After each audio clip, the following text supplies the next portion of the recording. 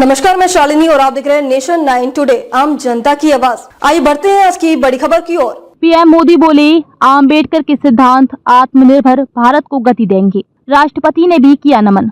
भारत के संविधान निर्माता डॉक्टर भीमराव आम्बेडकर की जयंती के अवसर पर संसद भवन परिसर में पक्ष विपक्ष के दिग्गजों ने उनकी प्रतिमा पर पुष्पांजलि अर्पित की। इस मौके पर पीएम मोदी ने कहा कि उनके सिद्धांत आत्मनिर्भर भारत को गति देंगे। इससे पहले जयंती की पूर्व संध्या पर राष्ट्रपति द्रौपदी मुर्मू ने देशवासियों को शुभकामनाएं दी। डॉक्टर भीमराव आम्बेडकर की जयंती के अवसर पर सोमवार को संसद भवन परिसर में राष्ट्रपति द्रौपदी मुर्मू, उपराष्ट्रपति जगदीप धनखड़, प्रधानमंत्री नरेंद्र मोदी और लोकसभा अध्यक्ष ओम बिरला ने उनकी प्रतिमा पर पुष्पांजलि अर्पित की।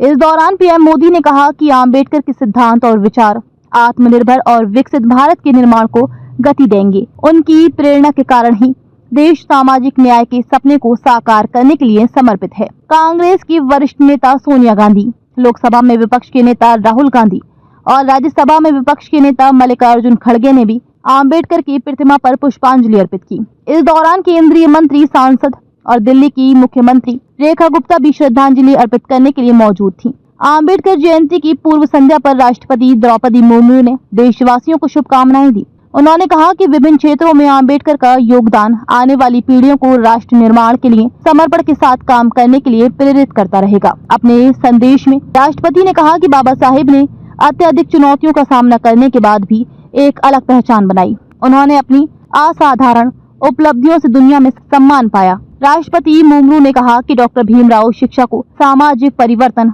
और दलितों के सशक्तिकरण के लिए एक महत्वपूर्ण साधन मानते थे। उन्होंने कहा कि बाबा साहेब विलक्षण योग्यता और बहुमुखी व्यक्तित्व के धनी थे। वह एक अर्थशास्त्री, शिक्षाविद, कानूनविद और महान समाज सुधारक थे। वे समतावादी समाज के प्रबल समर्थक थे। उन्होंने महिलाओं और वंचित वर्गों के आर्थिक और सामाजिक अधिकारों के लिए आजीवन संघर्ष किया। 14 अप्रैल 1891 में महाराष्ट्र में हुआ जन्म।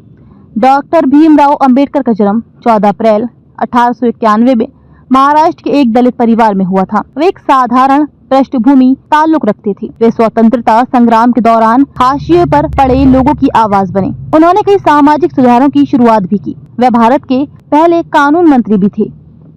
खबरों में अब तक के लिए बस इतना ही। फिर होगी आपसे मुलाकात। तब तक नमस्कार और देखते रहिए नेशन 9 टुडे।